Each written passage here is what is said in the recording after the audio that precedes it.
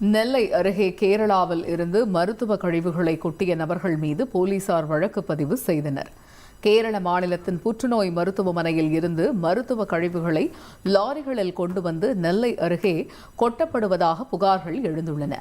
நாகர்கோவில் வழியாக வரும் மூட்டைகளை ராதாபுரம், பணக்குடி, நாங்குநேரி பகுதிகளிலும், தென்காசி வழியே வரும் மூட்டைகளை கடையம், ஆலங்குளம், நடுக்கல்லூர் பகுதிகளிலும் கொட்டி சென்றுள்ளனர்.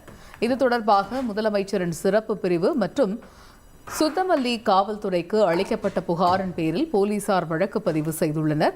கடந்த ஒரு மாதமாக இப்பகுதியில் கழிவுகள் கொட்டப்பட்டு வருவதாகவும், தீ வைப்பதால் ஏற்படும் புகையால் சுவாசிக்க முடியாமல் அவதிப்படுவதாகவும் அப்பகுதி மக்கள் தெரிவித்துள்ளனர். அது ஒரு பகுதியில் வந்து ஒரு பெரிய ஊர்னி மாதிரி தோண்டி போட்டிருக்கோம். அது உள்ளே அந்த கழிவை தட்டியிருக்காங்க. அது போக பாக்கி ஒரு 50 லோடு கிட்ட இருக்கும். கழிவை பூரா தட்டிருக்காங்க. தீ வச்சு விட்டுருந்தானோ ராத்திரி போல தான் வந்து தட்டுதாங்க. ஆடு மாடு அந்த தண்ணியை குடிச்சா செத்து போயிடும், அந்த அளவுக்கு இருக்கு. பூரா மெடிக்கல் கழிவு, அப்புறம் ஹோட்டல் கழிவு, எல்லா இது இருக்கு. நாய், ஏகப்பட்ட நாய் வருது. மூட்டையை பூரா வந்து பிரித்து போட்டுட்டு தீயை வச்சு விட்டுருந்தானோ ராத்திரி போல. அவனுக்கு ஆள் வச்சிருக்கான். தீயை வச்சு விட்டோன்னே புகை மண்டலமாக ஆயிடுது. அந்த புகையே சுவாசிச்சா செத்து போயிடுவான், அந்த அளவுக்கு இருக்குது.